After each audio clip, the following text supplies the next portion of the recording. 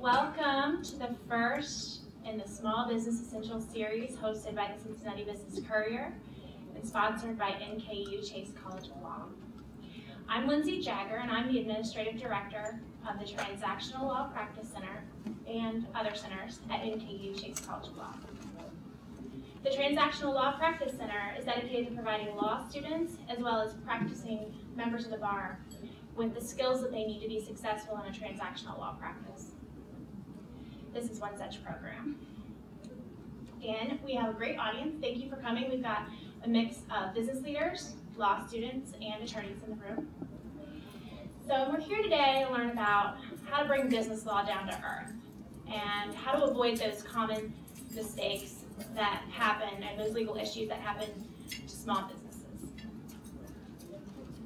We thought we'd kick off this series with the legal issues, get those out of the way first, and then move on next month to a whole program dedicated to HR issues. And then we'll move on to the secrets from Hollywood and how we can apply that to our businesses.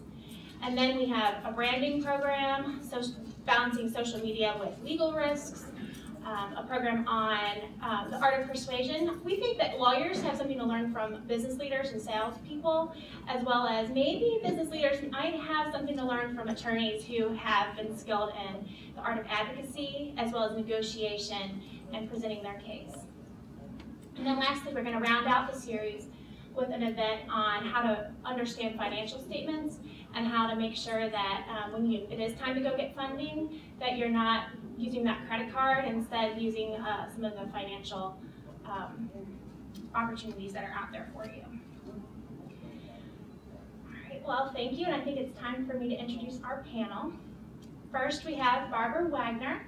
She is an assistant professor of law at NKU Chase College of Law. She's also the director of our small business and nonprofit law clinic, and I'll have her share with you a little bit about that later.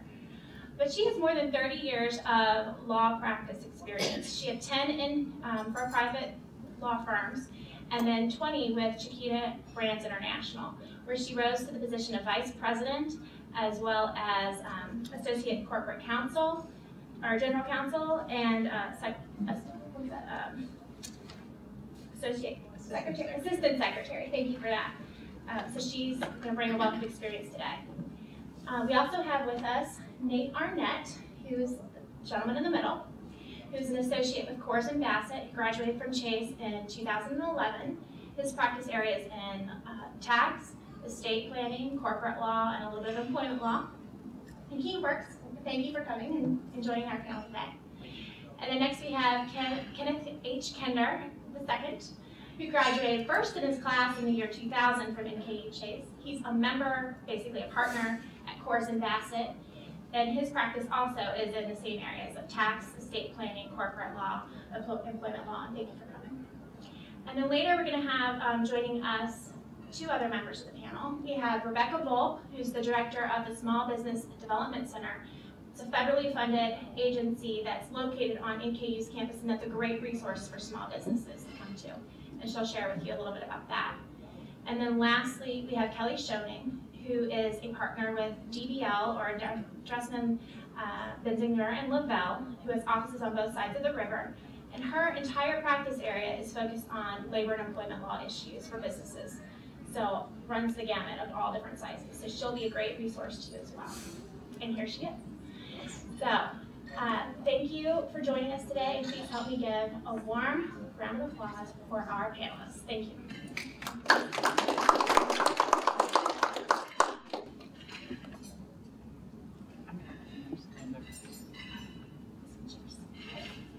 Hi, good morning. I'm going to start out by asking everybody, I want to at least a raise of hands, how many lawyers are in the room, or law students, and how many business people? So we have an interesting mix, and I decided, since it's so early, especially for those of us who adjust slowly to daylight savings time, I'm going to try and start the morning with a little bit of getting you thinking, maybe a little controversy. I may have everybody at each other's throats before we get too far into the morning's program.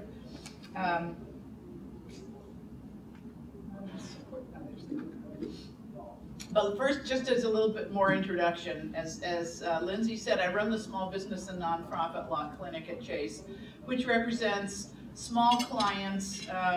The basic focus is clients who couldn't otherwise afford legal services. I supervise third-year law students who work with the clients on various issues. It may be anything from entity selection and setting up an entity to drafting contracts or reviewing contracts. We do some very basic HR and legal and employment law issues. Drafted a couple of employee handbooks. A variety of projects for small businesses, but that was meant a very interesting transition for me from working for a very large company to now focusing on what small companies need. And I think the one thread that's continuous through that is really trying to figure out how can lawyers add value. I don't think the issue is how do lawyers get rich, it's how do lawyers really bring their profession and their services to bear. And I think my main point today is going to be, as clients, if you're clients talking to lawyers, feel free to talk and ask questions and make sure you understand what they're doing and how they're doing it, and are there more efficient ways to do it, or can they give you estimates in advance? And on the other hand, if you're a lawyer, trying to figure out exactly what your clients need, because yes, they may want a good result, but they may want to make sure that you have a very careful budget and that you stay within the budget, and you let them know if you're about to go over budget. That may be more important than necessarily creating a perfect work product from the point of view of the lawyer. And I think that the other speakers who are here today are lawyers who believe in that as well, really trying to provide client service. So one of the things, even when I worked in-house at Chiquita, we were frequently told that as the lawyers, we very often, the thing we brought to the table, the legal training and the analytical training, was something that the financial people had a different kind of focus and training, but we were sort of the chess players, could think about, well, if we do this, here's some of the risks and some of the consequences.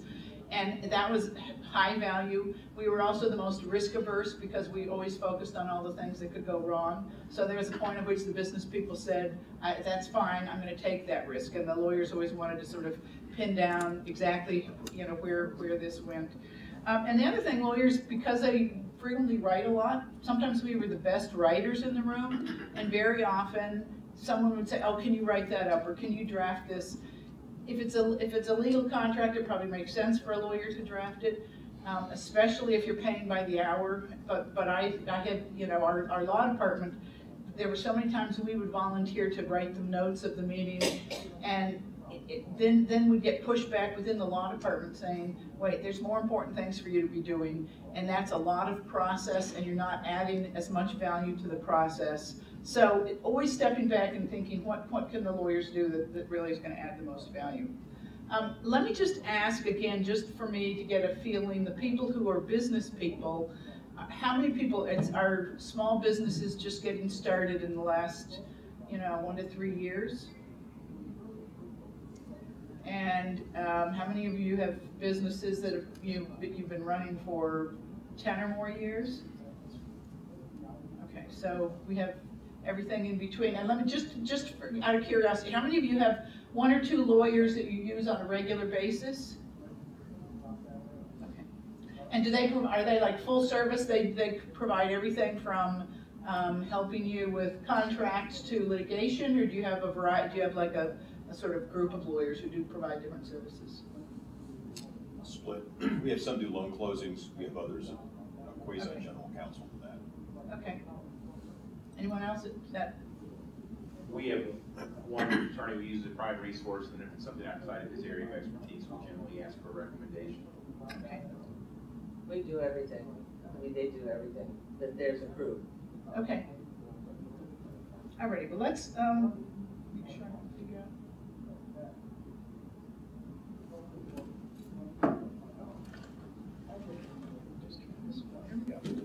So the topic I'm going to start with is, and let me just tell you real quickly, give you an overview of what we're going to cover today. I'm going to talk for a few minutes about the relationship between lawyers and clients, and how lawyers can add value to clients including, hopefully staying engaged and continuing to add value so that the clients come back to you over and over again. And from the client point of view, how to use your counsel effectively and avoid getting billed for things that you sort of said, oh my God, I never realized that was going to cost so much. After I speak, Nate is going to talk a little bit about issues for an early stage business. Then Kelly's going to talk about employment and labor law issues. Then Rebecca Volpe, who isn't here yet but promises she'll be here, otherwise the rest of us will take it.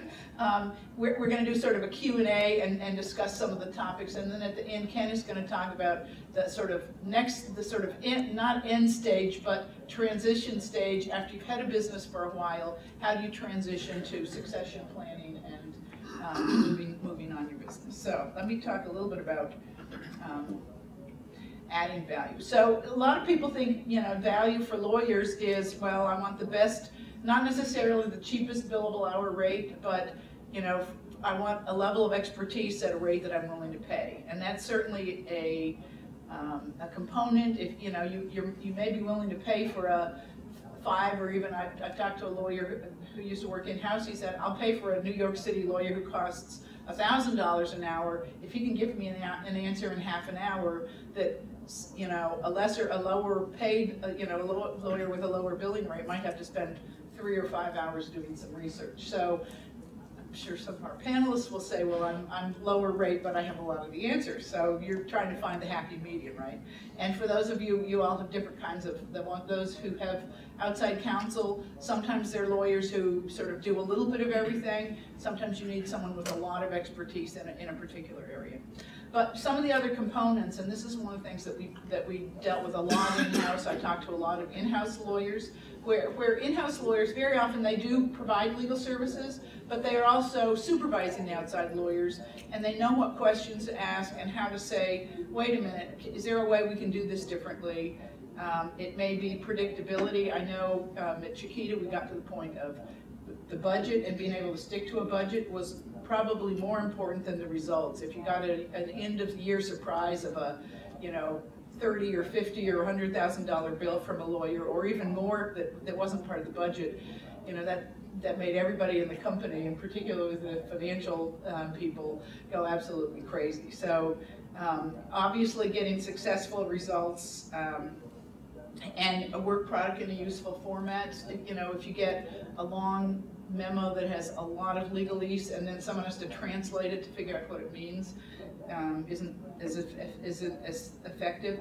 And then sometimes just thoughtfulness and proactiveness in the process. I'm not going to read through all of these, but there are a number of areas where legal services clients say, this is what's really valuable to me. It's not so much paying by the hour. There's process I need to get done, but I really want to feel at the end of the day that my lawyer added some value to what I'm doing. And sometimes that is a lawyer who really can efficiently research and find an answer to a really novel question. Sometimes it's, the client will say, I can't afford for you to spend a lot of research. The reason I hired you is because I think you have the knowledge. I want your best guess, an educated guess, and then tell me sort of within the realm of possibility, is this, do you think you're 80% right, or is there an 80% chance you're right, or is this a 50-50 chance? I mean, sometimes it's the good educated guess, but you also probably don't want the lawyer who's going to shoot from the hip and say, well, do this, do that, and without saying, well, this is strictly an educated guess and it's a 50-50 chance. But different businesses, depending on the question. Sometimes it's the bet the farm question, and you can't afford to have a 50-50 guess, and you say, I better have you do some research. I think the takeaway though is, from the lawyer side and the client side, a discussion and making sure, not just across the board, generally we want to know the right answer, but in a particular case, is this something that I really need, absolute 100% or 95% certainty, or is this something that a 70% guess and a little bit of business risk is what I need? And those are areas, lawyers should be willing to go back and forth and sort of say, this is one that I can give you a fair amount of certainty, this is one where, in order to give you more certainty, I'm going to have to spend this many more hours. And just having that communication, I think, is sometimes one of the most effective and useful things to do. So obviously, for lawyers who bill strictly on an hourly rate, travel time, internal administrative time, especially if you have several lawyers. Obviously, if you have several lawyers working on a matter, it's not efficient if they're not communicating, but that's not adding value to me as the client. Some of the basic research, and I mentioned before, lawyers are very good at drafting things, but if they put together a 10-page memo and they spend a lot of time revising it and word crafting it and correcting the typos, if that's being charged by an hour, that may not be as much value. Especially, I mean, as an in-house lawyer, if I got one of those memos from a law firm, I would then I had to boil it down into 300 words or less, because the clients would only read a 300-word email. They weren't going to read a 10-page memo. So you certainly get a little bit of conflict. The lawyers want to make sure they've carefully laid out all the risks, all the issues, and what you're trying to get the business people to do is, or what the business people want very often is, give me a quick and dirty answer, and I don't, for some matters I need the 10-page memo, but a lot of times I just need, a quick answer, and I don't want to be paying for all your word crafting.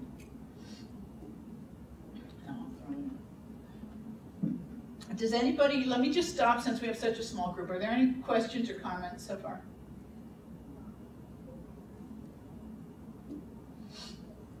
So this is, I'm not sure I would agree with this in all cases. This is a guy named Jeff Carr, who's a general counsel at a company called FMC Technologies, which is in Texas.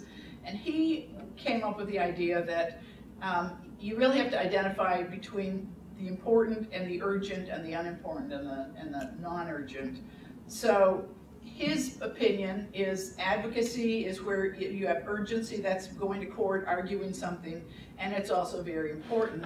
Whereas counseling about the best thing to do may be equally important, but probably not as urgent. My background is a corporate lawyer. I think sometimes the corporate counseling, excuse me,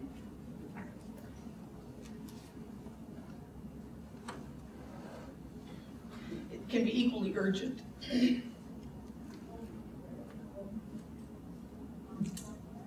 But on the less important side, sometimes the process and filling in the content can take time, and the lawyer ultimately usually wants to have a work product that fully describes what they've looked at. But from the client's point of view, sometimes they're never going to read more than the executive summary. And the lawyer wants you to say, well, at least stick that in your file so that I can prove that I warned you about all these other things. And the client may be saying, I want to read that first paragraph and then move on. Lindsay. So, Barbara, I hear that you're saying that the process isn't important. That's from the client's perspective. They don't care how long it takes you to produce the end result necessarily. That's extremely important to the profit side of managing a law firm, but not necessarily of course, in-house counsel doesn't care how long what your process looks like. I would actually, it may really depend on the particular issue and the type of question. But I do think it's important to at least, my main message and my takeaway to everybody is make sure you talk, the business people, make sure you talk to your lawyers, lawyers make sure you talk to the business people. I had a situation, I called a law firm, I had a very specific question I wanted them to address. Part of it was, I had previously, there were like 2 or 3 sort of threshold issues. I already knew the answer to that. I just wanted them to say, okay, so here's the issue. And it's probably partly my fault because I didn't tell them, I didn't give them all the background. I just said, here's what I'd like you to, I don't know give me an answer or a suggestion or a proposal for this.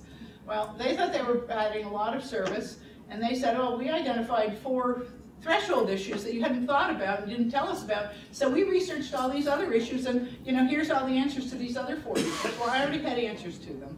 And in fact, one of them was a little bit gray, and I had already spent, had 2 other law firms giving me advice on that one. It was like a bankruptcy kind of question.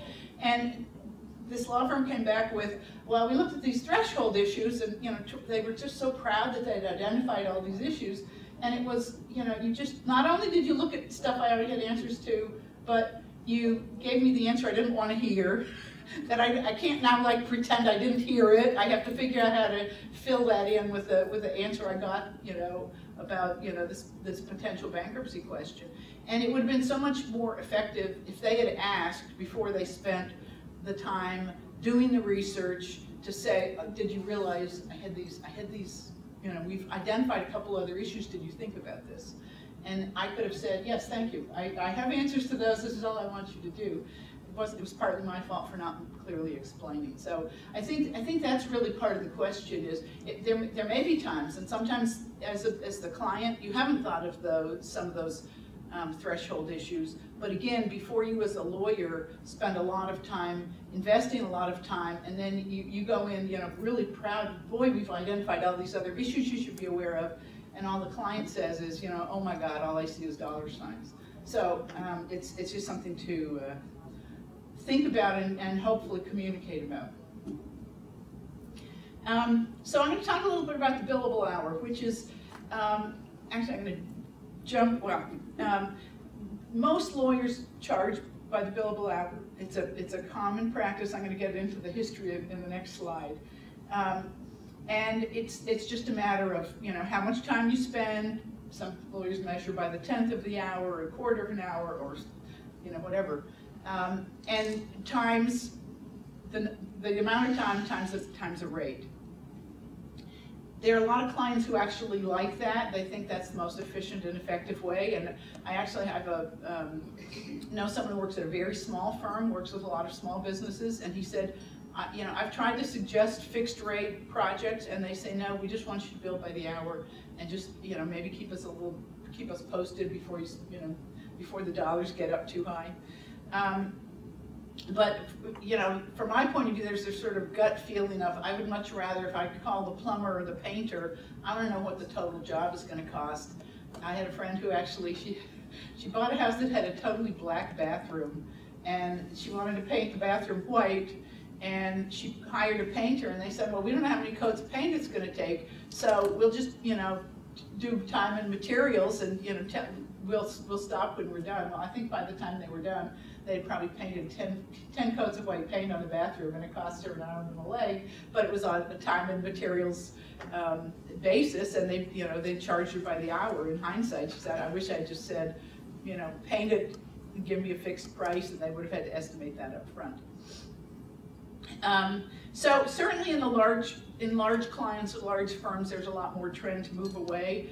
And it really, to some extent, depends. If you have someone who's doing the same kind of work over and over again, you may have a much better idea of a range of what it's going to cost. If you have a lawyer who's doing a whole variety of things, sometimes it's safer to just say, unless you do, even if you don't do loan closings for me very often, if you do loan closings for a lot of clients, give me a fixed rate. But let me talk a little bit about the billable hour, because I did some research on this a couple of years ago, and I found it fascinating. Up until about the 50s or 60s, billable hours was really not used at all. Most lawyers did some service, and then they sent you a bill, and it said 4 services rendered, and then there was a dollar amount added. Now, admittedly, hourly rates or rates of lawyers were a lot lower, and the kinds of work that lawyers did was probably, you didn't have a heart attack, you didn't get the $500,000 bill or the $200,000 bill. But it was actually, most lawyers, for example, in communities and regions, bar associations would set, sort of an agreed rate. If you're going to do a house closing, it's $300, or if you're going to do a will, it's a flat rate. And then every lawyer in the area charged that rate. And so you knew sometimes if you happened to do a house closing where there were some mechanics liens or some issue, it might take you a lot of time, and then you might have some other ones where you really could make, where it didn't take you as much time, but you just charged a flat rate. I think the story, the case that went to the Supreme Court was two young lawyers who had just gotten out of law school.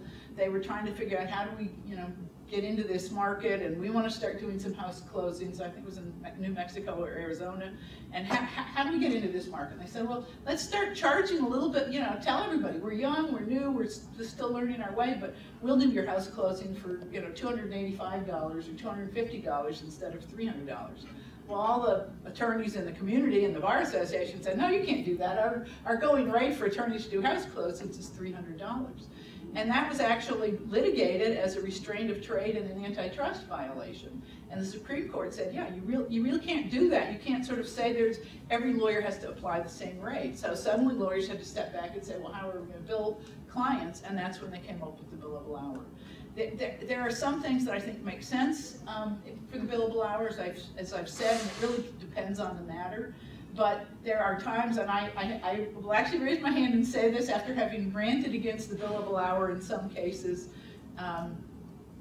I did some consulting work last summer, and I literally said, okay, when I'm actually applying my legal knowledge and doing analysis and writing the final work product, I'm going to charge that at the rate that I quoted. But when I'm doing some of this little process stuff and making sure that I'm answering emails, I could not force myself to bill at that rate. So not many lawyers, the reason it's hard for lawyers, and I'll get some of the lawyers to speak up in a second too, it's hard to do that, especially, larger firms, the billable hour is built into everything they do in the financial metrics of the firm. So they, if they're trying to figure out how much to pay someone, did you meet your billable hours goal or not?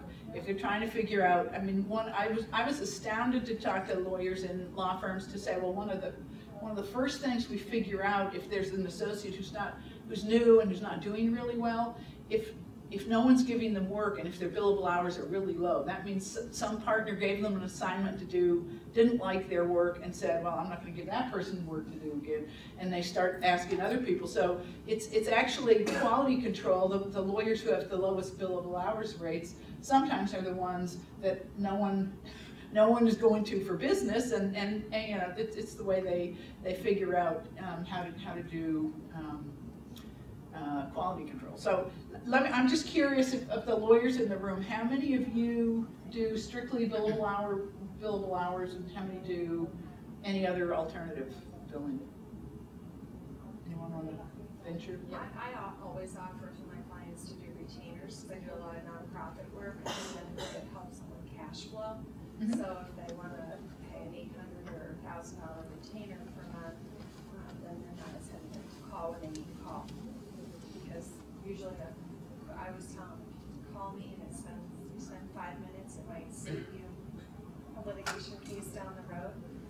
So it's a way to try to encourage that. But most of my clients choose the billable hour versus a retainer. But I've had some flat rates as well.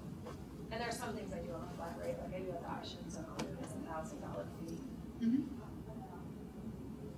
Anybody else? I use both hourly rates and flat fees. If it's something that I've done over and over and over again, like a will or a trust, I'll charge a flat fee and tell them, hey, I won't go over this amount. If it's something I don't know what it's going to entail, I'll just say, hey, it's my billable hourly rate. We'll see where things go. I'll keep you updated. Okay. So I haven't looked at my watch. I am not supposed to talk too much longer. I have a lot more slides. I'm going to jump through several of them. But most of these are posted online, and if you don't have it, it's in the Transactional Law Practice Center in Chase. Is that right, Lindsay? Right, and there's a URL on the background slide during the break, so you can find that. Okay, here's my other. So one of the things I find most interesting, and this actually got into when I first moved from working in the law firm to in-house. Although there's some law firms who say, well, we always give people, we want to give them the 100% answer, and we want to research it to death, and maybe we'll write off some of the time, but we want to make sure we have the answer right. And there's some law firms who say, no, we'll do the 80% answer. So I found in-house, very often the clients say, well, we don't want the 100% answer, because it usually takes, to get the 80% answer, this is the rule of thumb, takes half the time. If you want to get to the 100% answer, like doubles the amount of time to research all the ifs, ands, and buts. But for lawyers, because they're worried about committing malpractice and having liability for giving the wrong answer, there's an automatic desire to try and, I want to flesh out all these issues. I want to get to the, all those little possible things that I may not have thought about. So sometimes there can really be a conflict between, between the lawyers, the client who wants the 80% answer and the lawyer who's sort of saying, well, I got to make sure I haven't overlooked something and I have to look a little bit further. One of the other challenges you get is the business versus legal questions. And again, a lot of lawyers say, well, I'm only advising you on legal issues. You have to make the business decision. And very, very often, the issue that if there's a legal component to it, it's hard to have the lawyer just say, oh, I can't make the final business decision. You really need the lawyer to make a recommendation. And again, this is part of the conversation that I think you have to have. There are a lot of lawyers who are willing to do the business, give you some business advice, and again, help hopefully if they know your business and they understand the issues you're dealing with. We found that we used paralegals a lot. And I think in-house we use paralegals more than law firms. The law firms sort of had a really strict, well, we have to be really careful about the unauthorized practice of law, which you can get in trouble with as a lawyer, and making sure that paralegals are not going too far, but obviously paralegals are a much cheaper resource. So trying to figure out how to resource your work. And then, this became a big buzzword in the 90s and early 2000s. Law firms that, they decided that their copy center was going to become a profit center, and so they didn't just do the copying at cost, but, had to make a little bit of profit on it. Those are all things to at least talk about, and copy centers is not the only thing. I remember a law firm, and at least they put it on their bill. We had a meeting scheduled. We ended up canceling the meeting, but they had already ordered the food for the meeting, and I think there's like a $150 charge for the food for the meeting that wasn't held. So skip through these, but I will give here's some ideas of some of the things that work in.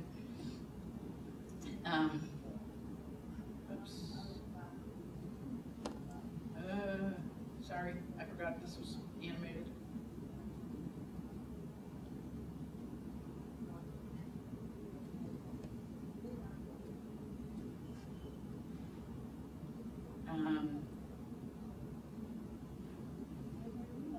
So the law firms, I think, are very anxious. I think both sides, I think this is a good time. Lawyers don't just walk in and say, okay, I'm going to tell you how to do this. A lot of communication. They are anxious to talk. You may want the billable hour, you may not want the billable hour, you may want to look at alternatives. But the lawyers, ultimately, they don't want to do they want to do work for you and then continue to do work for you, and that's much more effective and efficient for businesses in the long term. I think it's important to talk about, I think businesses, I remember when we first started asking law firms to give us budgets, they said, that we can't give you a budget. We don't know what the judge is going to rule in this case. We don't know, how hard it's going to be to negotiate this deal. And we said, well, our finance group, everybody else in the company has to give a budget, so the lawyers have to give a budget too. Those have been some challenges. And I think, again, a lot of conversation and discussion up front is really the best way to deal with this.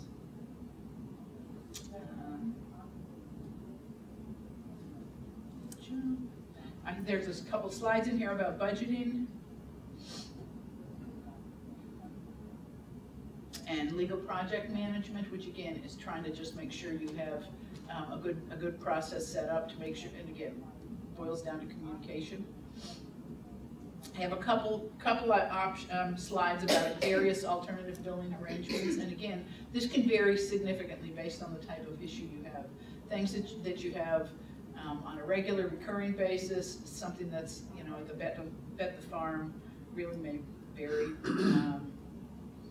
Bonuses and penalties, I know some law firms that have agreed to that and say, sometimes very complicated formulas, and like if the law firm says, oh, we really think we're going to win this motion for summary judgment, you say, okay, well, you bill us at 80% of your regular rate, and if you win, we'll give you 120%, and if you lose, you're sticking at the 80%. It helps them, you know, make sure that they're actually giving you advice, not based on how many billable hours they're going to generate, but what they think is the best, you know, the most likely result in the particular case, knowing who the judge is, knowing what the arguments are, and so on. I've done callers where you have an estimate, and then you pay on an hourly basis, but there's a maximum and a minimum, and if it turns out in 1 year that you got up to the top or didn't give the law firm as much as the low end, then you renegotiate for the following year, but at least that helps the budget process. And I think I will stop at that. Are there any questions? We're going to have a little bit of Q&A in a few minutes, but I know we have a lot more to cover.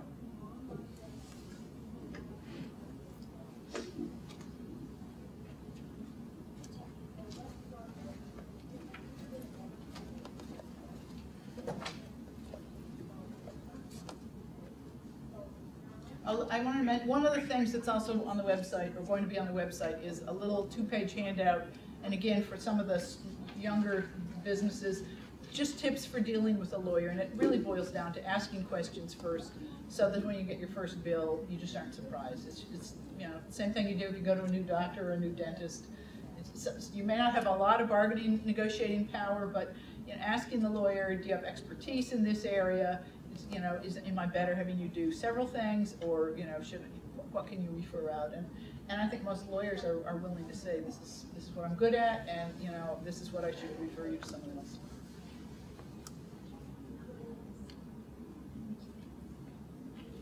Good morning. My name is Nate Arnett, as was introduced earlier, Coors and Bassett. Do a lot of estate planning, corporate work, and I've worked with businesses of all sizes and startup businesses especially, which is how I landed here today. You know, I realize we do have a smaller group, and that you know, a lot of you, most of you, are already established businesses.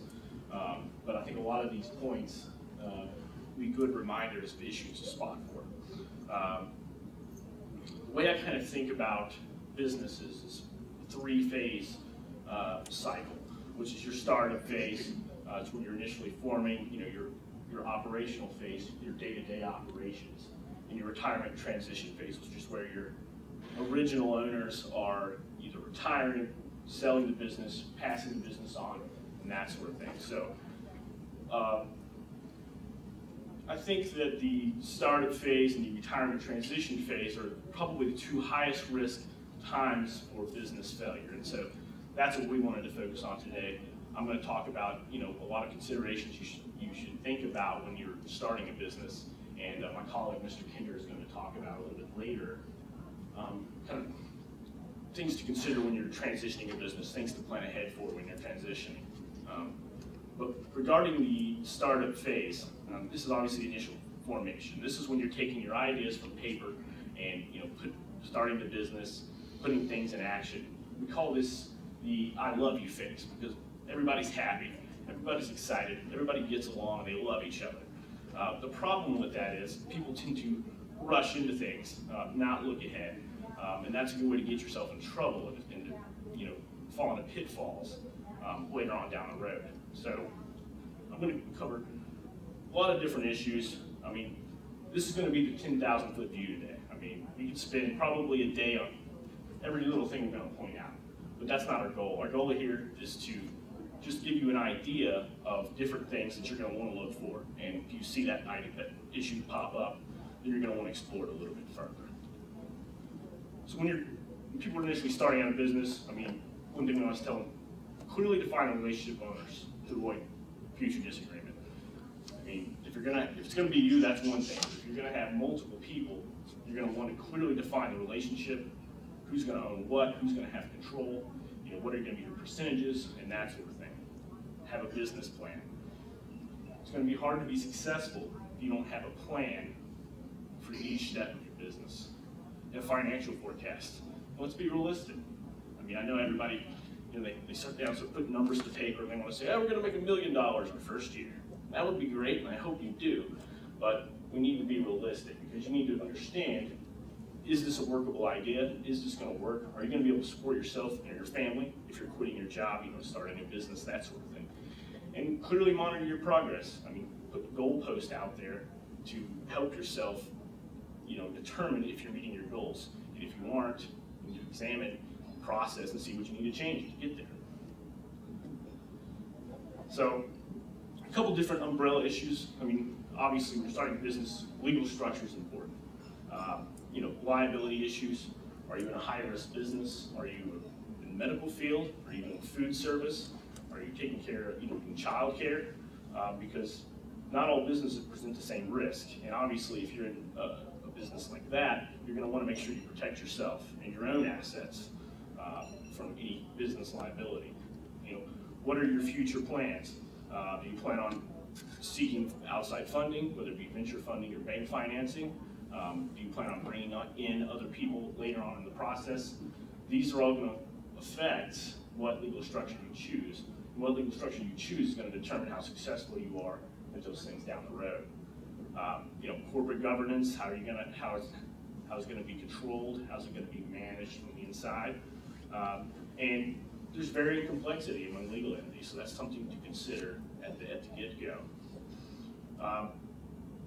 It's also important to take in tax considerations. I mean, as we'll talk about here in a little bit, corporations, obviously, you're going to get double taxed. You're going to get taxed at the entity level, and when it's distributed out to the shareholders, it's going to be taxed again. There are certain tax advantages to being a corporation in certain circumstances, but that's things you need to examine, think about, talk to your attorney, talk to your CPA. And then, of course, other entities like LLCs and partnerships are flow-through, which means no tax at the entity level. You know, how are you going to pay yourself? How are you going to pay your partners? And compliance and reasonable person issues. I mean, these are very important issues. There's a lot of pitfalls with tax. As you know, the tax code's this thick. And as a business owner, you're focused on running your business, and it's easy to fall into traps with the tax code. I mean, if you have employees and you withhold wages or withhold federal tax from their wages, and you don't pay that to the IRS, or you don't withhold when you should, that could come back personally on you as a responsible person of the business. So these are things that you really want to make sure you have a handle on before you get too far down the road. There's also various internal considerations. I mean, again, hierarchy. What's going to be the management structure? I mean, if you're going to have partners, is somebody going to be a majority owner? You're going to have somebody who's going to make the management decisions, day-to-day decisions, and a passive partner? Or is everybody going to have equal rights? Employee manuals are an important consideration. I mean, you want to set forth, your policies and guidelines for your employees. That's going to ultimately protect you down the road. And I don't want to get into this too much because I imagine Kelly will probably talk about HR issues. But, here's one mistake you see. I mean, people want to pull an employee manual offline and just, slap their name on it and use it. I wouldn't do that. You need to understand what's in there, because in some cases, an employee can hold you to what that employee handbook says. And you don't want anything in there that you didn't mean to have in there. And obviously interaction with outside counsel and CPAs, I mean, I won't spend too much time on that. That was mostly what Barb talked about. But, from the lawyer's perspective, I mean, what I would want to communicate on this issue is that, we are here to be an asset for you. We're here to be, not your partner, but your partner, because we want to see you succeed. If you succeed, we succeed, because we have a client for the long term. And so our interests are aligned. And I think too often people feel like, lawyers are out there, they just want to, bill us to death and do that sort of thing. And that's not the case at all, especially with startups. I mean, I want to help people, achieve their goals. And again, liability protection, which we'll talk about a little bit more, but are you going to have to personally guarantee a loan or a contract? This is a very common thing with startup businesses. If you start up your business and you've been running for 6 months, You go down to the bank and say, I need a loan. And they're going to say, what kind of business assets do you have? Well, we don't really have any. How long have you been operating? 6 months. We're not going to give your business a loan. But if you sign on the dotted line too, personally, yeah, we'll think about it.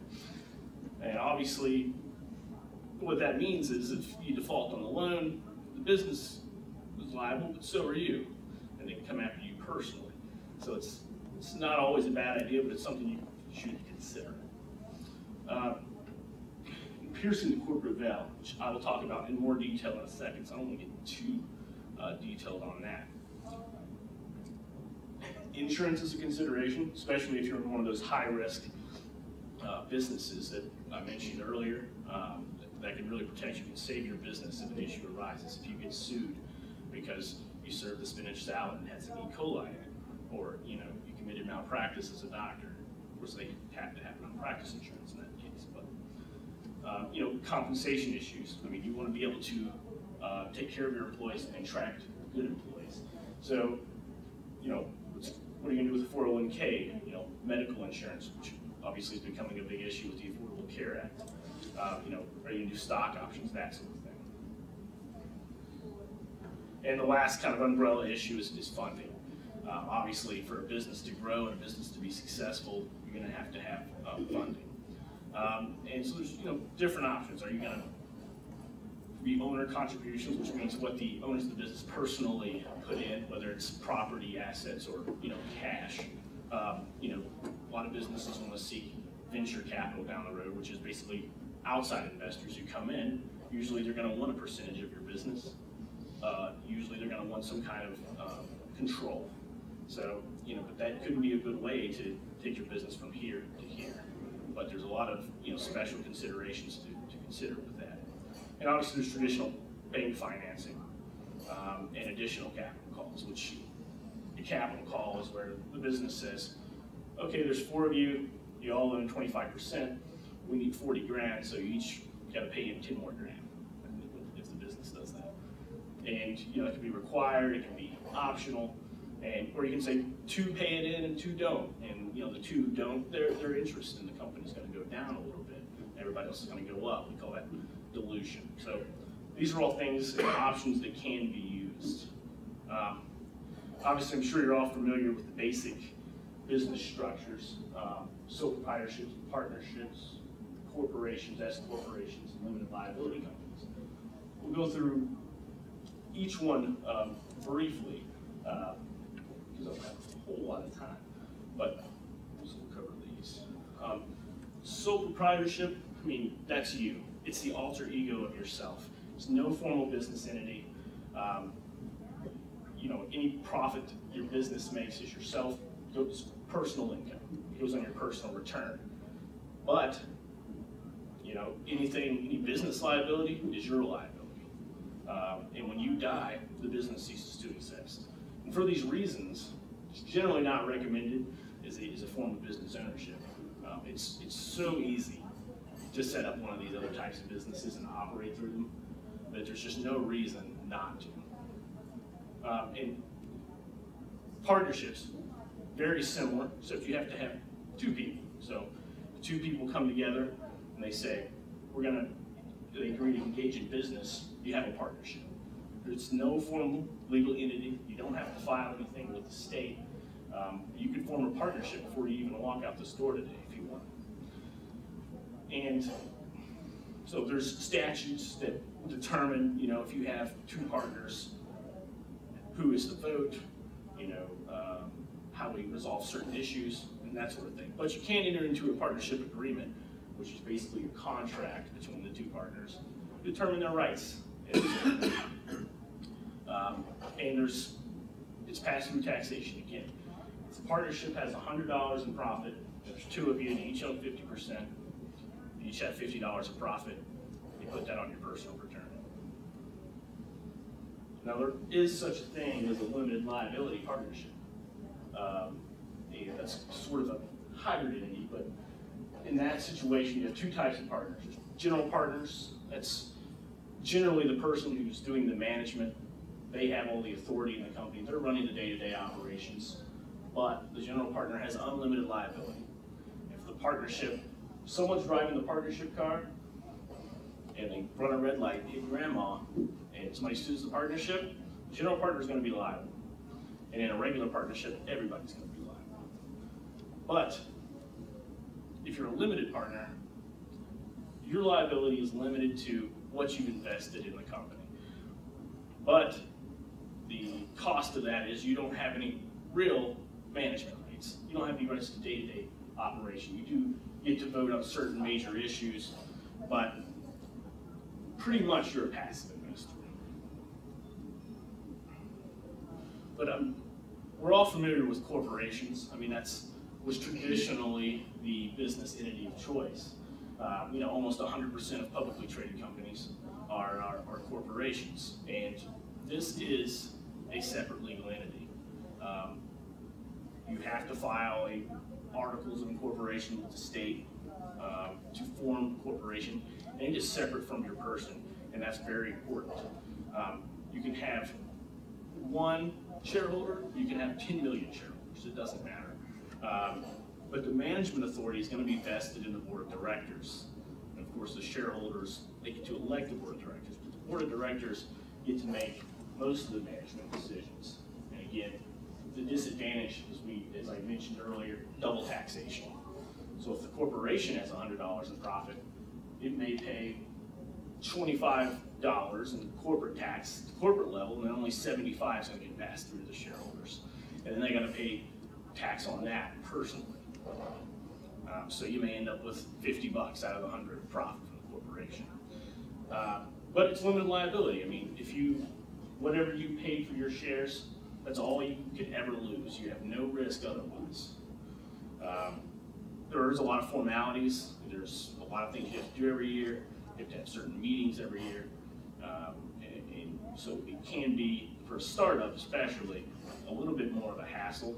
And there's no special allocations, which means all the shareholders have to be treated the same. If you make a distribution to one, you have to make a distribution to all, pretty much all the time. There are certain exceptions. But now we have limited liability companies, and that's, I don't know, you think that's probably the majority of what new companies are? Usually. Yeah.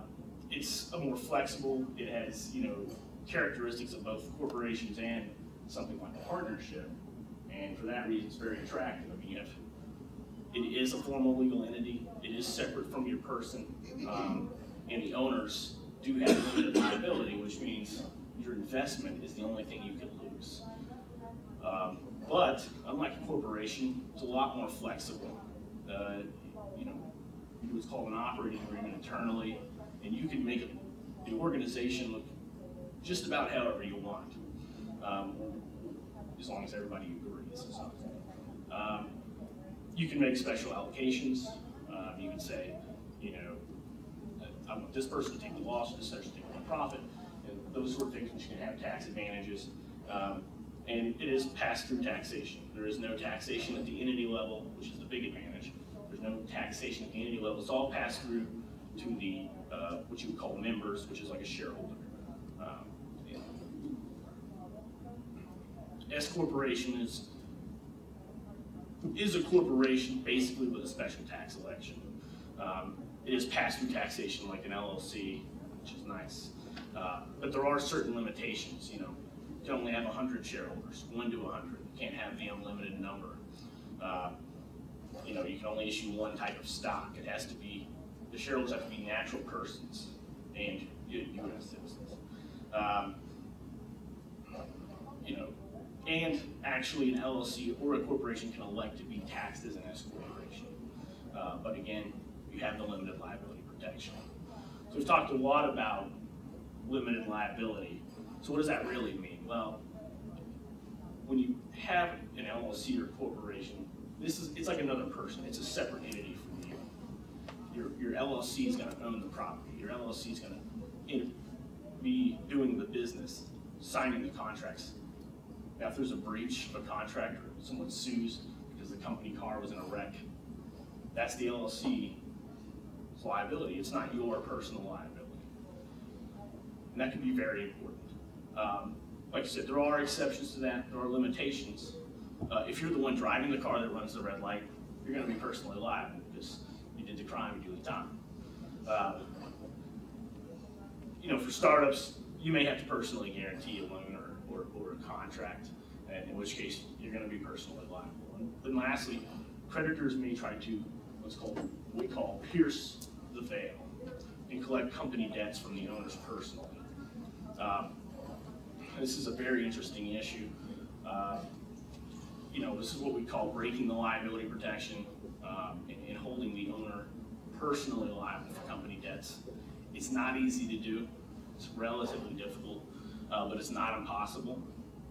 And the easiest way to give the creditors a route to do this is to, commingle your assets with the company's assets to, not adhere to the formalities of using a separate entity to commit fraud. I mean, if you think the company is going to be bankrupt and 2 months beforehand you transfer all the assets out to yourself, they're going to be able to get to them. That's not going to fly. If you don't have, you need a separate bank account for an entity and a person. If you're commingling your assets, if you're treating the LLC's assets as your own personal assets, a creditor's going to go to court and say, well, it's not a separate business. This is all his stuff. He's treating it his stuff. Look, he's not holding meetings. And there's a chance they're going to be able to, reach into your pocket and get your stuff. And so that kind of defeats the purpose of having an entity. So you really want to avoid all of these issues. Way to minimize your risk, make sure your business is properly formed. If it's an LLC, it's articles of organization with the state. If it's a corporation, it's articles of incorporation. These are separate legal persons, essentially. So if it's not filed with the state, it's not in existence, it doesn't exist. You can put on paper whatever you like, but if it's not there, it's not real. And make sure you file your annual statements. Make sure you don't let it expire and cease to exist. And like I said, don't commingle your personal and business assets. And this is an important one, which I've actually gotten people on before. Execute documents in the capacity as a business rather than the individual. Okay. If you sign, even if you're doing a business contract, you sign your personal name on there, just your name, the business has got an argument that you entered into the contract, not your business. So you want to say, Nate Arnett, manager, XYZ LLC or corporation. And, same thing should be on your checks, same thing should be when you sign contracts. You want to make sure that it's clear that you're doing this on behalf of the business and not on behalf of yourself.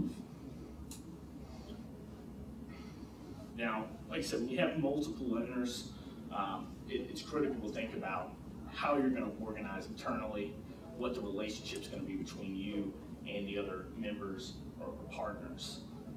And typically, you're going to want to enter into an agreement that's going to set this all forth. There's defaults in the statute that will cover a lot of circumstances, but if you don't know what they are, you're probably not going to follow them, and you may not like the result that they give you. And to understand what's in these agreements and what these provisions mean, you're probably going to want to work with an attorney, to be honest, because it can get a little bit convoluted.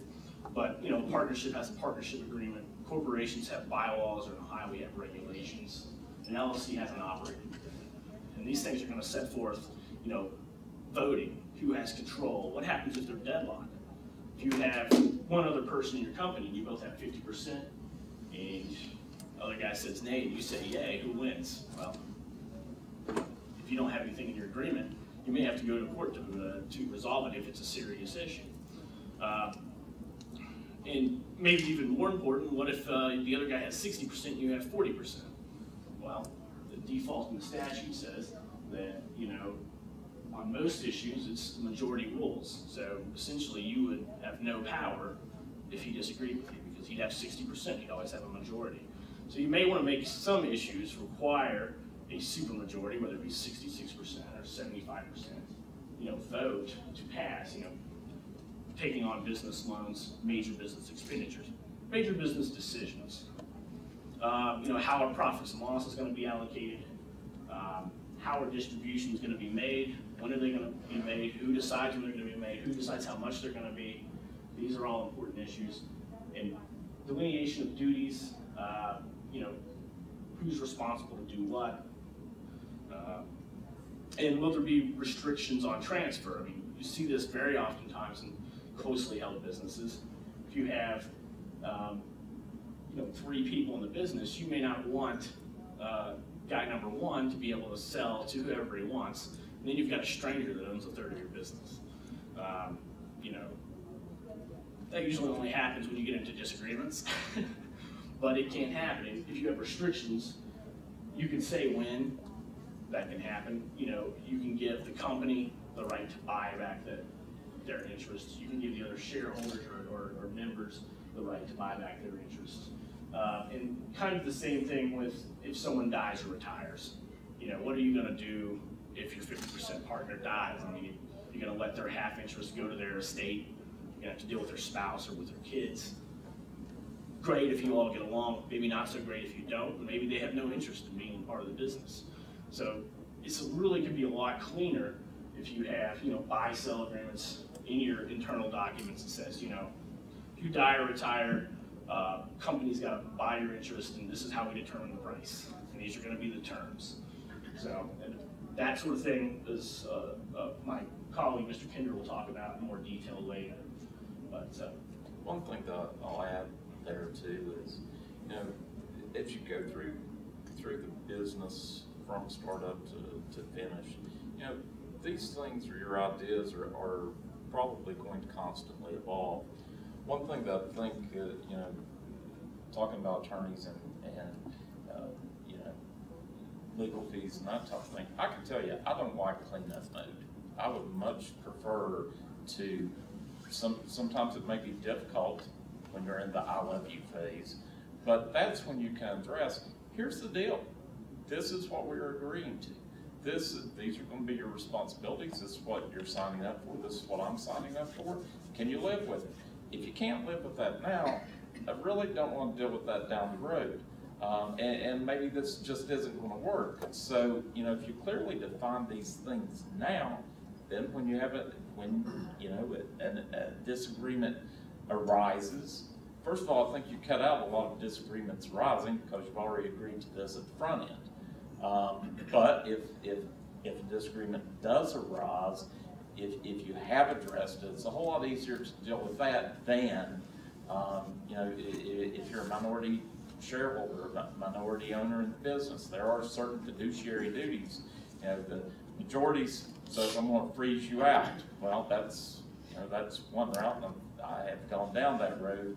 But the minority owner does have some rights that you have to be aware of.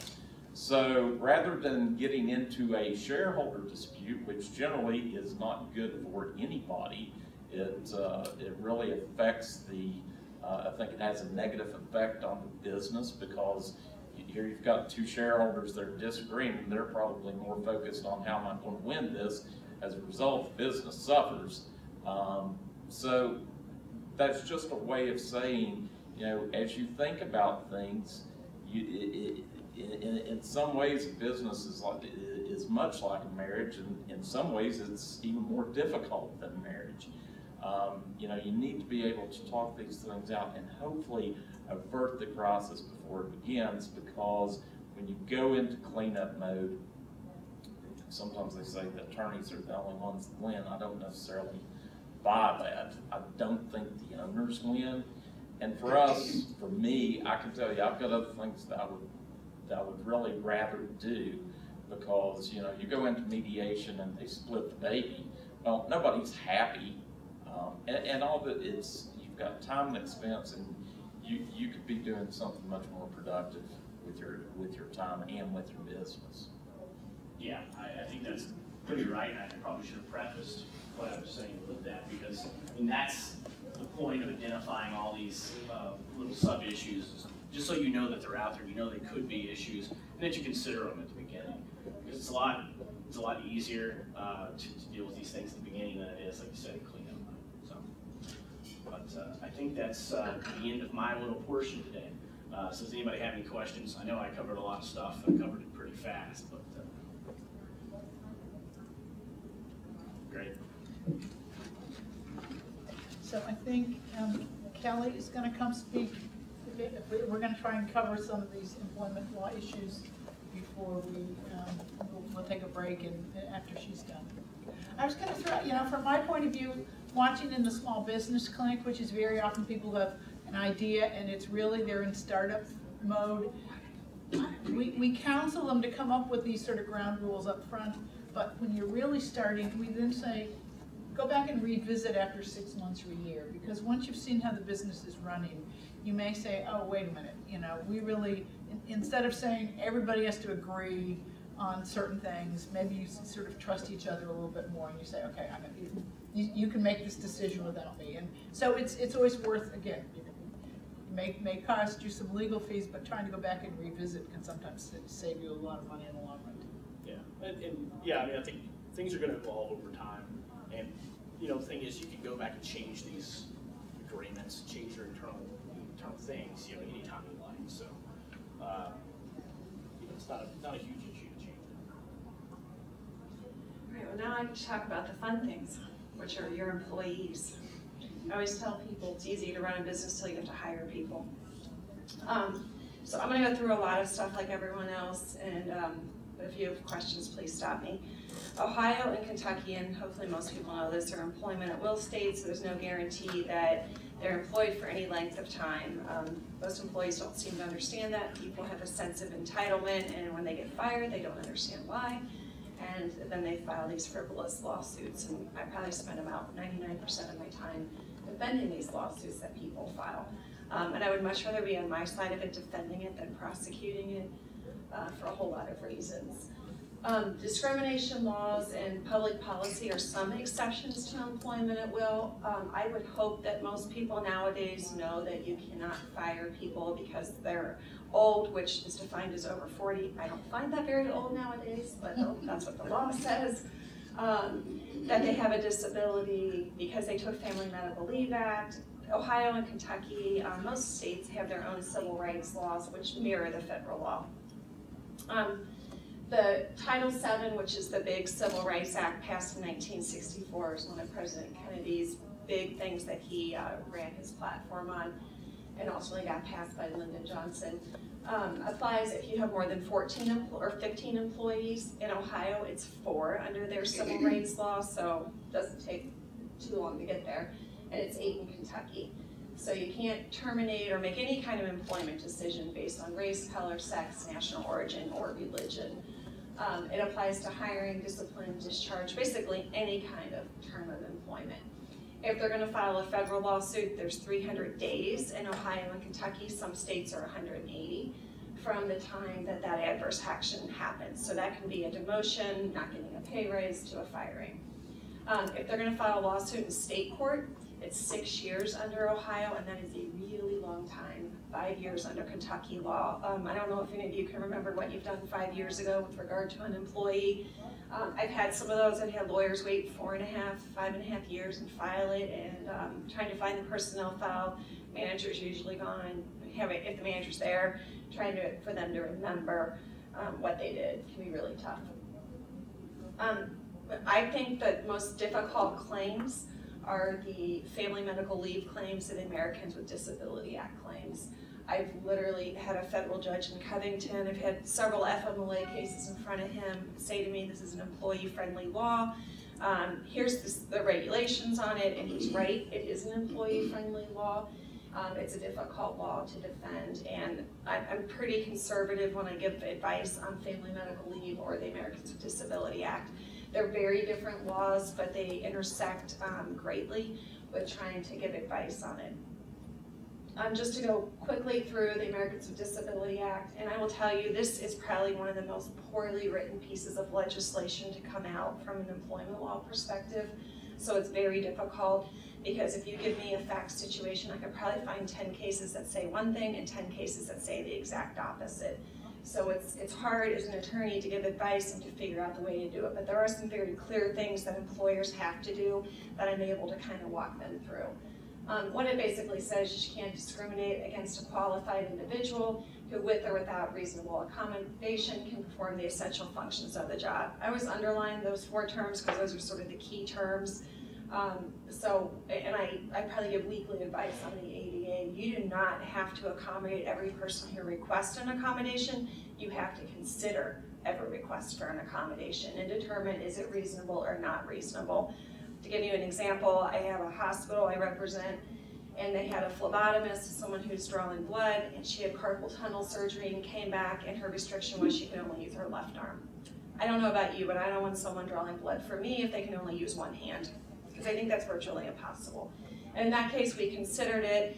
We looked at, is there any way to accommodate it? Could we move this person to a different type of position, to an open position at the hospital? There was nothing else that this person could do with one hand. And we ended up not accommodating. That person filed a lawsuit, which went all the way up to the Kentucky Supreme Court. We ultimately prevailed, but you know, my client spent about $100,000 defending it. I don't know that they're gonna tell you they felt like we really won. So it's a tough law. Family medical leave, this is only going to apply to companies that have more than 50 employees. I literally have one nonprofit, and they're always in the 40 range, and I'm like, for the love of God, don't go over 50. You don't want to have to comply with this if we don't need to. I've done a lot of FMLA training over the years. I was doing a training and literally had a supervisor raise their hand and say, I thought this only applied to pregnant women and to nobody else. And this was like 10 years after the law was passed. So there's still a lot of misunderstanding on FMLA and what it requires. It does apply to pregnant women, applies to any kind of prenatal care, but it also applies to anyone who has a serious health condition. So that can be a lot of people. In order for an employee to qualify, they have to work 1,250 hours. It's about 24, 25 hours a week. In the 12 months prior, that does not count vacation, sick time, so it is truly hours worked. And sometimes you get people where they don't qualify for it. And it's a question that, I'll have clients call me, this person is FMLA, and I'll say, how many hours do they work? And they're like, I didn't look at that. So there's so many provisions that people overlook it a lot. To move on to harassment, quid pro quo, hopefully this doesn't exist too much more anymore, but I occasionally see it where this is sort of your old-fashioned harassment, where, if you do something for me, I'll give you something in exchange. What I see that's far more common is hostile work environment, where they say, you're harassing me. It's really misunderstood. The person has to be harassing that person based on a protected category. If you have what we like to call the equal opportunity jerk in the workplace, who treats everybody bad and kind of harasses everyone, not a great business decision, but it is illegal because they're not picking out just the women or just a certain minority or just a certain religious group. So they have to be harassing someone based on a protected category. Harassment got a lot of publicity. If you guys remember the whole Clarence Thomas, Anita Hill, and they were always in the cover of Time and everything. There's actually far more racial harassment claims that get filed than sexual harassment. It's just the sexual harassment seems to get a lot more publicity. There's also disability harassment, religious harassment. After September 11th, the cases of religious harassment, particularly on the East Coast from Muslims claiming harassment, really increased. So it's not just related to sexual harassment. And if you have a handbook or you have a policy and you have a harassment policy, you have to make sure it covers all forms of harassment, not sexual harassment. I'm still finding a lot of handbooks where people just have sexual harassment claims. The most important thing with harassment is making sure you do a good investigation. I walk a lot of my clients through it. I don't do the investigation for them because that then makes me a witness and takes me out of the role of being their attorney. I have been hired by a company that has other legal counsel to just be their investigator, knowing that I can potentially become a witness in that matter. So if you have an attorney and you want to keep that attorney as your advisor, don't have them do the investigation. It's either better that they walk you through it and kind of stay behind the scenes, or you hire someone independent. The biggest thing is investigating all complaints. I can't tell you how many claims I've had where the person complains and what they say is, I don't want you to do anything about that. I think we've all heard that from someone. I just wanted to make you aware. The minute that comes out of their mouth that they're filing a harassment complaint, you have to investigate it. Great idea to obtain a statement from that person and kind of lock them into what they're complaining about. ask if there's any witnesses. I think it's really important to ask that person what they want to happen. I'm surprised that more often than not, that person says, I don't want the individual fired. I just want to come to work and do my job. Or sometimes they say, I do want the person fired. I can't work with this person anymore. That can really help you figure out how to resolve it. Trying to get details, the where, the when, who was involved, meeting with all the witnesses, meeting with the person who's been accused, asking about the accusations, and these are really, I love them. I think they're really fun as an attorney. Even my clients will tell you they're not. I just think it's interesting what people will do at work and the boundaries that they cross. Probably one of my favorite cases was a guy who was about 20, 25 years older than this young girl in the workplace. She was probably in her 20s at the time. And at a meeting like this, where there were a lot of people there, he went up and whispered in her ear and then stuck his tongue in her ear with a whole room full of people watching. So we fired him for that. You know, documenting the interviews, telling people to keep it confidential, not to discuss it with anyone. You can never promise confidentiality, because how do you investigate if you keep it confidential? You can't do both, but you don't certainly want to talk to people about it that you don't need to talk to people about. I always ask, how long has the person been there? If it's a manager who's been there 25 years, great manager, great reviews, employees love him, and you have a new person 3 months, you know, and is claiming that this person harassed them, I always think that's a little suspect. And you know, maybe that person isn't doing well from a job performance standpoint, the manager's holding them. So you always have to consider, because people do lie. People lie under oath. I have that happen a lot. So, you know, does that person have a motive to lie? And then you have to figure out, do you discipline, do you terminate, what's appropriate? Retaliation. Retaliation claims scare me far more than the underlying discrimination claims. Retaliation is just human instinct. You do something to me, I'm going to get you back. And juries understand that, and juries will really come after somebody for that. The last time I looked at statistics, about 49% of jury trials on a retaliation claim the plaintiff won. And that's pretty significant, so almost half the time plaintiffs are winning on retaliation claims.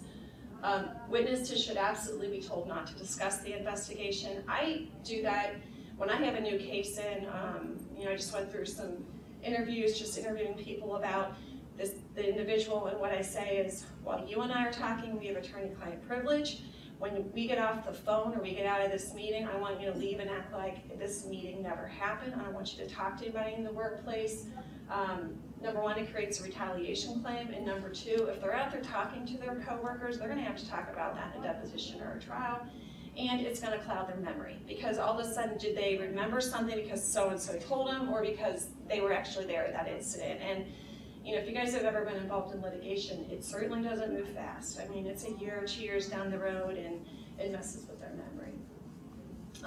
The alleged harasser absolutely must be told not to discuss the complaint. That's the quickest way for that harasser, even if they didn't commit the underlying harassment, to get themselves fired. One thing that I think is really, really important is, after the investigation is complete and everything's done, ask the person who complained a few weeks later, is everything okay? Has this problem been resolved? Make sure you document that meeting. Us, you know, lawyers love documentation, so. But I would suggest you do that twice. A couple weeks after, and maybe a couple months after, because I've had claims where the person says it didn't stop. Well, did you go and you complain? No, I didn't talk to anyone about it, but they should have known. So if you've asked them and they've told you no, that's gonna, you know, make their credibility seem a lot less. Emails, and you know, and I probably need to add to this text message, because that's, you know, that's the newest thing, and who knows what it'll be in 5 years. Emails, text messages, anything is discoverable in a legal proceeding. Never a good idea to use email to report harassment, discuss a harassment complaint. I don't think it's a good idea to use email to discipline an employee.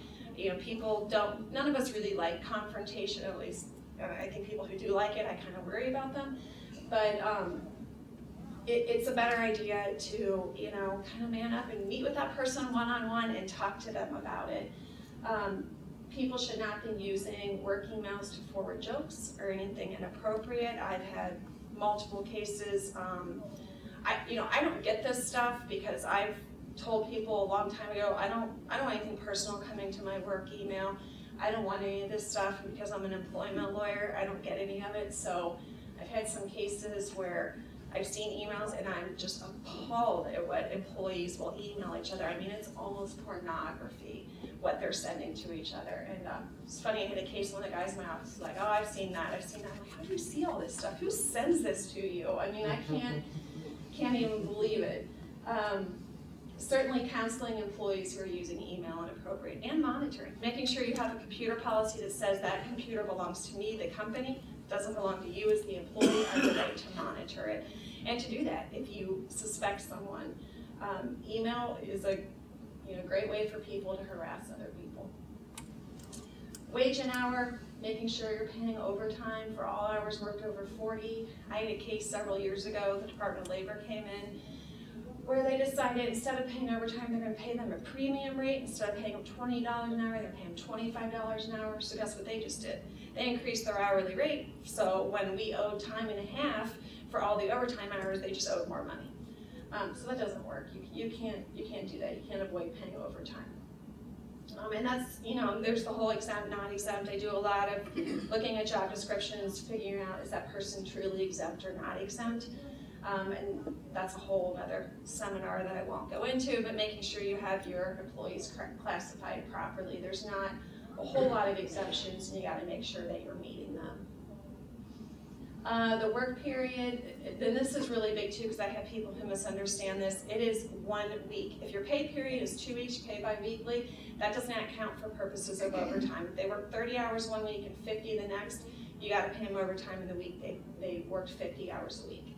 So it's that recurring 168 hours. You cannot average it over 2 weeks. Employees versus independent contractors. I get this a lot, particularly with startups and small companies, in that they just want to call someone an independent contractor, not hire them, not do the FICA withholding, not do the W-2. You can do that if they're really an independent contractor. You may have heard that the Department of Labor and the IRS in particular, and I always tell people, be careful of the IRS. No one caught Al Capone except for the IRS. So, they're in there and they're in your business, and they're one of the scarier federal agencies, and they care when you misclassify people because you're not doing the withholding and they're not getting paid, and they don't like that. An independent contractor is really someone who is short-term, who's doing usually a very finite project for you. It's not someone who's doing a lot of work for you over a period of time and that you're having a lot of control over. There's a whole variety of tests to determine if someone's an independent contractor versus an employee, but get some advice on that before you just designate someone as an independent contractor. If the relationship's continuing, if they submit regular reports, if you're supplying with all the tools, the materials, that's usually not going to be an independent contractor. Interview questions. I think the biggest thing is if you have someone who is interviewing for jobs, make sure this person understands what the law is and what they can and cannot ask. Your supervisors can get you in the biggest trouble. I find, companies will hire a worker, they do a really good job, and they promote that person into supervision or management, but they don't train them how to be a supervisor or manager. They don't train them about some of these various things. They just promote them because they were good at their job. And those are the people who can really get you in trouble. This is just some hopefully basic stuff, but you can ask if a person speaks a foreign language and give a business reason for that. If they come in with an accent, don't ask them where they learned English or where they're from. That just screams, national origin discrimination. Don't require more education that's necessary. The reason for that is it can have a disparate impact on minorities. Some of the stuff I don't know why people would even ask. Marital status, you can't ask if they're married, if they're pregnant, if they plan to have kids. When I was in law school, I went for a job interview with a real estate law firm, and the guy literally said to me, are you married? And do you plan to have kids? And I thought, I don't think you can ask me this, but what are you going to do as the applicant? And he says to me, I really don't think I can ask you this, but I just want to know because I want to make sure that you're going to be available to do the work I need to do. So, and I remember leaving thinking, I think if you offer me $100,000 for this job, I probably should not take it. This is probably not somewhere I want to work. Obviously, you can't ask if people have disabilities.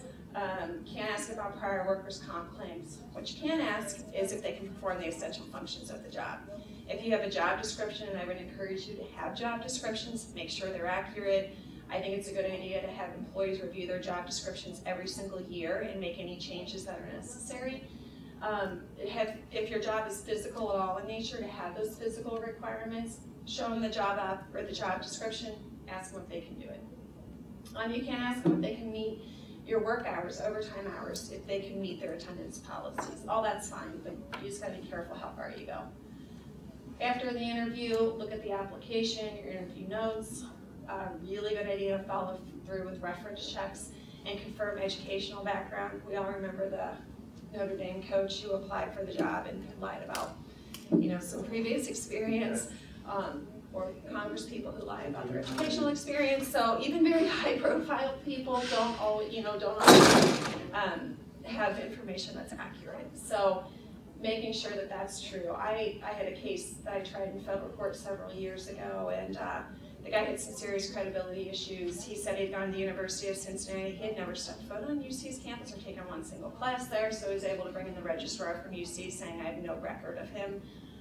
He claimed he graduated high school with honors. When I got his high school transcript, he was in the 70th percentile. I don't know what high school considers that honors. And when I asked him about it, he said at trial, literally said, well, I was honored to have graduated, so that's why I put that down. And my client hadn't done any of that background check on him. So, be consistent with applicants. That is the biggest thing. Do not treat people differently, because that's when you get into discrimination claims. You have to retain your applications and notes for 1 year. So many people do not do this. I had a very large hospital system, had an EEOC claim, and anyone they didn't hire, they were destroying it after 6 months. And and a sophisticated, really good HR person, and for some reason this just got overlooked, and we got dinged on the record-keeping requirement. What about unsolicited resumes? So have a policy on that. I really like for companies to say, I will only accept applications for open positions. And if you get an unsolicited resume, you can have a policy that you just destroy them or you send them back. And just be consistent. And that's fine, because that's not really an application. They don't really apply for anything that you had. So that's fine to do that, as long as you're consistent. Liability for sick and vacation time. What does the company allow employees to accrue? A lot of new companies don't think about this, like you might give 10 sick days, but then you allow them to carry that over because you think you're going to be nice. Well, when they're there 20 years, that is a huge liability to carry on your book, and you actually should be accounting for that. Consider that. I don't like carryover, or I like carryover and then you limit it. And at that point, you either pay it out or it just gets capped, or whatever the case may be. State employees, I always tell my kids be a state or federal employee. I think it's one of the best jobs ever from a benefit perspective. But state employees can carry over tons of time. And I wouldn't suggest that for private companies. I-9 forms, I did training once for new businesses, and had someone raise their hand like, what is an I-9 form? If you're hiring someone, you really need to know what that form is and use that form. It basically is the form saying this person's authorized to work in the United States and that they're not hiring an illegal alien. That's the website for the form. It's a one-page form. It's pretty simple. People fill it out wrong all the time. I do a lot of I-9 audits. Section 2 is the employer section. You have to read through that and you have to sign it. And fill out that form completely. It is an affidavit. If you don't sign it, the form isn't complete. And I'm going to tell you, I don't advocate one way or the other. Some people make copies of the driver's license, social security, passport, whatever the document is. Some people don't. I don't know that it matters. I think attorneys probably give you different opinions on it. As long as you're consistent, I don't think it matters to me. Just if you make copies of documents and attach it to the I-9, do it for everybody, or don't do it at all. Yeah. What responsibility does the employer have to look at the authenticity of the document? So, reasonable. What seems reasonable? Anything that seems suspicious, I would question. If you have, and let me give you an example. If you have an employee who comes in and they tell you they've lived in Ohio for the past 5 years and they give you a Tennessee driver's license, I'd be really concerned about that individual, and I've seen that. with illegal aliens where they go to some weird state, you know, and give a Michigan or Tennessee. Tennessee seems to be big, so there must be a way to falsify those really easy. So just making sure it looks authentic. You know, the USCIS or ICE is the one who's gonna come in, might hold you to different standards, but you can only do what you can do. I mean, I struggle with this with my clients because the Social Security verification system, you're not supposed to use that for employment purposes. So you're not supposed to put that number and tell if that person's legal or not, that number's valid. But yet they give you no way as an employer to really identify that. And I've written congressmen about that. Like, you're gonna penalize them for false documentation, but you give us no system to really check it. So, you know, if it seems okay, I think you're fine. If it's questionable, I would definitely question it. But you can't just arbitrarily say anybody Hispanic, I'm gonna question, because then you have a whole different set of. It's a real catch-22 for employers. I mean, they get continually frustrated by this, that we don't have a national ID system, but that's part of our whole immigration problem. I have a whole personal opinion on the fact that my government doesn't really care because they're subsidizing Social Security and everything else, so. And to your point, when I first got into my career and I was really new at the cards, I worked at a plant that had a lot of minority employees, and we did have a situation where somebody had a fake card, and we had to call the number on the form that said this card is getting double used, and the lady said to me, well, did you feel for the raised columns on the card when you got it to tell if it was legal?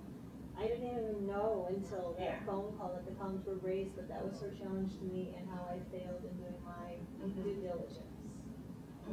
So I don't know.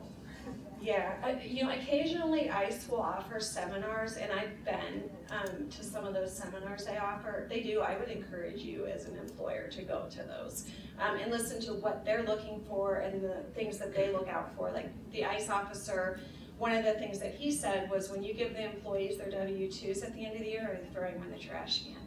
And he said we went after a home builder for, you didn't notice that? If they're throwing their W-2s, it means they're not filing taxes, they're not legal. And of course, the home builder's saying, no, I didn't notice that. But that's some of the weird stuff that they pick up on, so. Handbooks, I think it's a really good idea to have a handbook. If you have more than 4 employees in Ohio, I would have one. Nate is right, don't pull it off the internet and slap your name on it. It can get you into big trouble if you do that. Every state is different, laws are different, countries are different. I had a client in Northern Ohio once who was Canadian and used their Canadian handbook for the United States employees. Well, Canada is like Europe. They don't have employment at will. They have mandatory severance. There was all these things that they had in there, and their handbook created a contract, which I don't think they intended to, but they did because they used a handbook from another country. That's kind of an extreme example, but maybe you can pull there's some great stuff on the internet, some great policies, pull up, but you just have to make sure that it is in compliance. I use handbooks all the time when I'm defending my clients in unemployment hearings, discrimination lawsuits, EEOC complaints, wage and hour, contract claims. I mean, you name it, I use it all the time. There's certain policies that are required by law to be put in writing, so if you do have more than 50 employees, you have to have an FMLA policy. If you have a harassment policy, it provides you a defense, you otherwise lose if you don't have it. There's also a safe harbor policy under the Fair Labor Standards Act on wage and hour. The biggest thing is the handbook should be written to benefit you as the employer, not to benefit the employee. And I find some very employee-friendly handbooks. I will always remove all that fluffy language in there, that feel-good language about, we welcome you, we hope you have a long career. No, because that sounds like a promise. It sounds like you're going beyond your employment at will. I hate the word fair in a handbook. We're going to be fair to you. Well, my definition and your definition of fair might be very different. So that's the kind of language I usually remove from a handbook. What should you include? Here's a kind of a long list of just some ideas. And you have to consider what's appropriate for your industry. If you're in healthcare, you better have a compliance type policy. If you're in banking, then you should have something that complies with the regulations with the banking. Vacation pay, you're going to pay that out of termination. Sick pay, are you going to pay that out of termination? I never would pay out sick pay at termination. Vacation, maybe. But there's just some ideas of things that would definitely include. One of the biggest things is making sure you have an EEO policy, that you're an equal opportunity employer. And if you have a discipline policy that lists reasons that you have the right to, it's not a contract, and you have the right to skip steps. People always think, you know, they get 3 strikes before they're out. That should never be true. You know, if they steal money from you, why in the world would you warn them? You're gonna fire them, and hopefully you're gonna prosecute them. Leave policies, I find this to be a problem. Make sure it's not too complicated. Put a cap on sick leave, address the rollover situation. Computer social media policy. This is probably one of my most fluid policies because the world keeps changing and we're just trying to keep up with technology. You know, I heard someone recently say, you know, 15 years ago, the government came to you and said, I'm going to give you this device and it's going to be able to track everywhere that you go, what you buy, what you do. Are you willing to put this on your body? We would say, there is no way. So instead, we gave everyone a cell phone, and we can do all those things. Your social media policy should be computers, email. I mean, it's probably one of my longest policies. Using Facebook, MySpace, I think has kind of gone away. Topics, now there's Tumblr, now there's Instagram. I mean, every year I have to keep talking to my 16-year-old to figure out, you know, what's the newest thing out there. Negative comments, even if they're made off duty. Putting confidential information on the internet, not blogging on company time, not disparaging the company or clients. All this, you know, I'm going to put an asterisk next to all of us. The NLRB has gotten really, really involved in this, and even if you're a non-union employee, the NLRB can still come after you for different things. And they're really, I mean, they've issued 2 reports last year that go on and on and on about social media. So that's a policy that can get you into trouble. It really has to be written well. These are just some other ideas.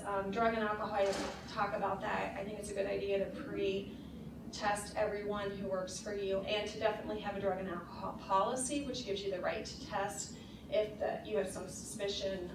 Your policy should say if they refuse to submit to a test or they tamper with samples. I'm amazed that people who are bringing a urine sample that's 68 degrees, unless you're a snowman, that is not physically possible. So they're tampering with samples. Using company cell phones or personal phones at work, addressing text messaging, talking about cell phones when they're on the road, that type of thing. Personnel files, I just had that question this week. They belong to you as the employer, not to the employee. So do you want to give them access or not give them access? And to me, it doesn't matter whether or not you want to give them access. The only thing I would say is once they're gone, we would never give them access, unless you're required to via subpoena or some, you know, if there's litigation. Personal relationships, you know, that generally not a good idea, but with small family-owned businesses, that's going to happen, and that's fine. You just have to know how to address that. These are just some other policies to consider: conflict of interest, you know, accepting gifts from clients, gratuities, grievance policies, you know, making sure that it's industry specific. I don't usually put jury duty voting in there unless you're going to pay people for their jury duty. In Kentucky, the law requires 4 hours off to vote. I never have my clients put that in the handbook because there are going to be a lot of employees who will utilize that. And why inform them? It's their legal right, but it's not your job to inform them of that. Common mistakes, too complicated, that you're going to deduct final pay for theft. You cannot do that in certain states. Confidentiality of wages, I still see this a lot. That is a violation of the National Labor Relations Act. That's a great way for people to unionize and to talk about, I'm getting paid this, you're getting paid that, that's not fair, and then people get together and unionize. So I usually just don't address that. Or say, you know, we prefer you not discuss it. You try and soften the language if my client really wants it in there. But you just can't flat out say you're not allowed to discuss wages. That is a violation. Progressive discipline, like I said. I never put an ADA policy in handbooks. Again, that's employee-friendly, not employer-friendly. I just usually mark that section out when I see it in a handbook. So there's probationary periods. Not a fan of probationary periods. The only time I really want to keep it in there is if it has to do with health benefits. Because, I mean, if they're a terrible employee in the first month or a terrible employee in 10 years, you should treat them the same. You should still fire or discipline.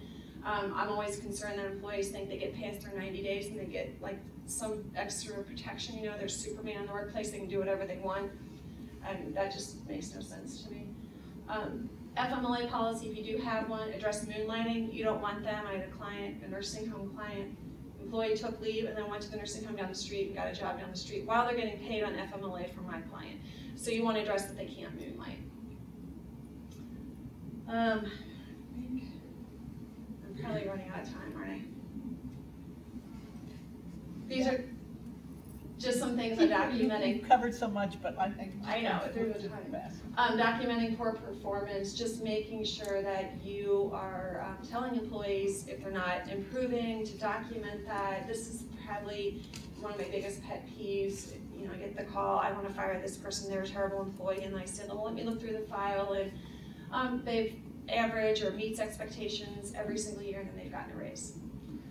So I think it's risky to terminate for poor performance if you have no counselings, no warnings, raises, good evaluations.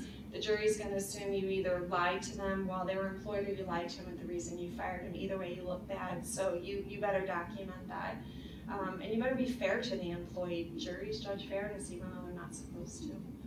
Personnel documents are discoverable. Anything you put in that file can ultimately be discoverable in litigation.